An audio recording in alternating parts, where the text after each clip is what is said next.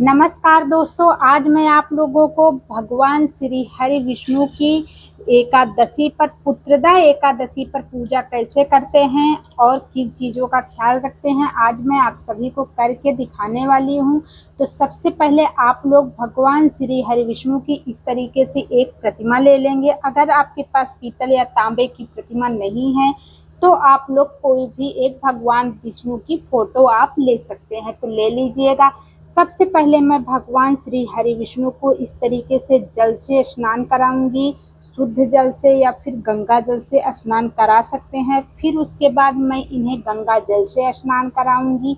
फिर उसके बाद आप इन्हें पंचामृत से स्नान करा सकते हैं। इस तरीके से आप लोग पंचामृत से स्नान करा दीजिएगा। जब आप लोग पंचामृत से स्नान करा दें तो एक बार फिर से आप लोगों को शुद्ध जल या फिर गंगा जल से स्नान करा देना है। इस तरीके से कुछ भी लगा नहीं होना चाहिए। फिर आप लोगों को भगवान की प्रतिमा को अच्छे से साफ कर लेना है। फिर जब आप लोग अच्छे से साफ कर लें, इस तरीके से एक साफ वस्त्र रखिएगा और उसी से भगवान श्री हरि विष्णु की प्रतिमा को आप लोग साफ कर लीजिएगा।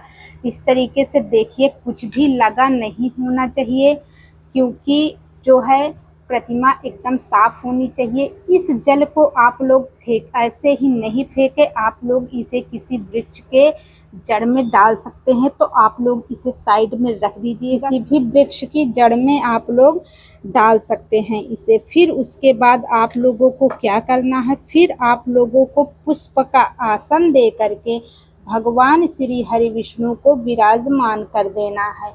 तो आप लोग इस तरीके से देखिए, पीले पुष्प का आप लोग आसन दीजिएगा। अगर आप लोगों के पास पीला पुष्प ना हो तो आप लोग जो है किसी भी रंग का पुष्प ले सकते हैं, लेकिन कोशिश करिएगा कि भगवान श्री हरि विष्णु को पीले पुष्प का ही आसन दे। एक आसन आप लोगों को इनके बगल में आप लोगों को और लगा देना है। भगवान श्री गणेश का आसन आप लोगों को लगा देना है और भगवान श्री गणेश को भी आप लोगों को विराजमान कर लेना है इन्हीं के बगल में। इस तरीके से देखिए, इन्हीं के बगल में विराजमान कर लेना है।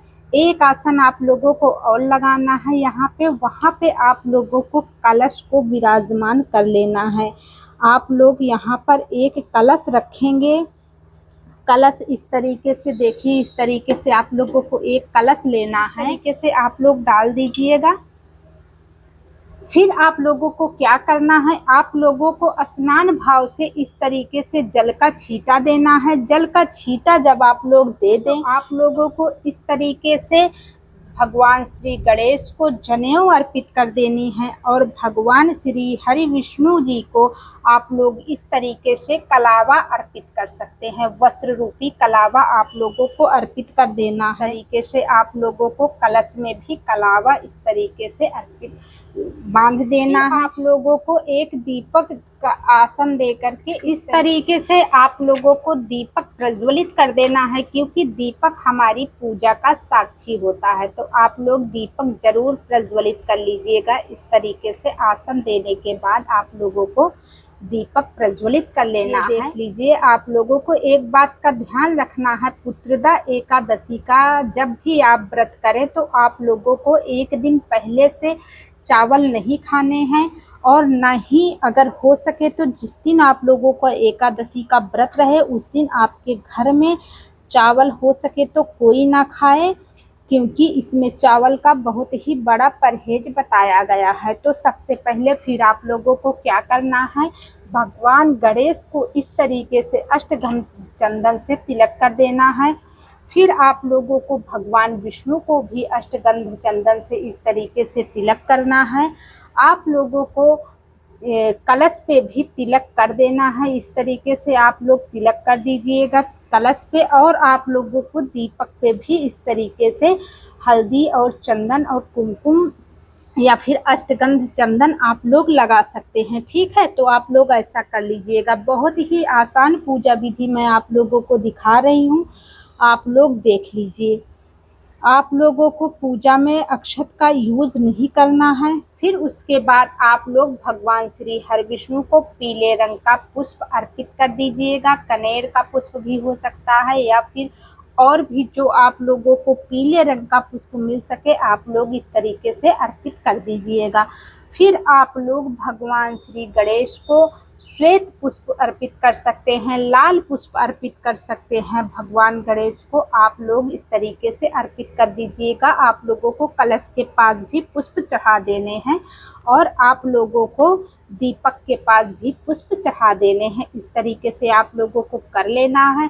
फिर जब आप लोगों की पूजा इतनी संपन्न हो जाए, आप लोग यहाँ तक पहुँच जाएं, तो आप लोग हाथ में पुष्प ले लीजिएगा और आप लोग दक्षिणा ले लीजिएगा। हाथ में दक्षिणा लेकर के आप लोगों को एक बार भगवान विष्णु की कथा सुननी है। पुत्रदा एकादशी की जो कथा होती है उस कथा को आप लोग सुन लीजिएगा।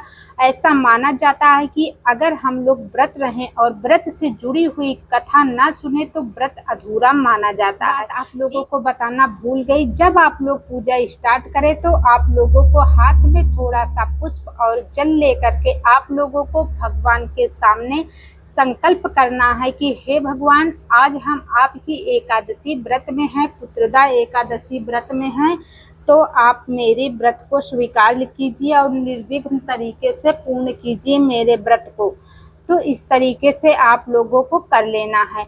फिर उसके बाद आप लोगों को अपने आगे की पूजा स्टार्ट कर देनी है। तो इस तरीके से जब आप लोग व्रत सुन लें तो आप लोगों को इसको व्रत कथा सुन लें तो आप लोगों को इसको भगवान श्री हरि विष्णु के चरणों में इस तरीके से समर्पित कर देना है। फिर उसके बाद आप लोगों को क्या करना है, आप लोग भगवान श्री हरि विष्णु को फल का भोग लगा दीजिएगा। इस तरीके से अगर हो सके तो पीले फल का भोग लगाइएगा और अगर आपके पास पीला फल उपलब्ध ना हो तो आप लोग इस तरीके से किसी भी फल का आप लोग भोग लगा सकते हैं।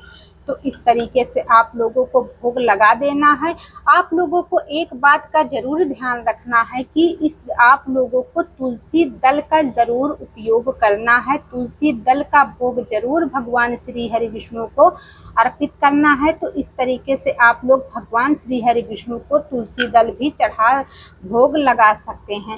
और आप लोग चाहें तो भगवान श्री हरि विष्णु को तुलसी दल अर्पित भी कर सकते हैं। तो तुलसी दल का अधिक महत्व माना गया है, तो आप लोग तुलसी दल इस तरीके से अर्पित कर दीजिएगा। फिर आप लोगों को क्या करना है, आप लोगों को इसमें मखाने का और मिश्री का दोनों चीज़ों का भोग लगाना अति उत्तम माना गया है। तो आप लोग मखाना और मिश्री भी देखिए ले लीजिएगा। मखाना और मिश्री का भी भगवान श्री हरि विष्णु को भोग लगा दीजिएगा।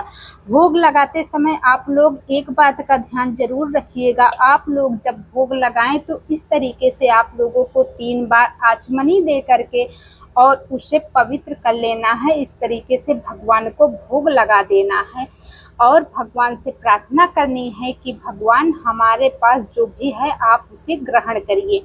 इन सब पूजा विधि को करते समय आप लोगों को एक बात का जरूर ध्यान रखना है, आप लोगों को ओम नमो भगवते वासुदेवाय नमः का मंत्र अपने मन में करते रहना है, मंत्र का जाप करते रहना है। तो आप लोग इस तरीके से कर लीजिए। फिर जब आप लोगों की ये सारी पूजा विधि संपन्न हो जाए तो आप लोगों को क्या करना है, आप लोगों को भगवान श्री हरि विष्णु की आरती करनी है। इस तरीके से आप लोग भगवान श्री हरि विष्णु की आरती कर सकते हैं। गणेश जी की पहले आरती कर लीजिएगा, फिर उसके बाद आप लोग भगवान श्री हरि विष्णु की आरती कर लीजिएगा।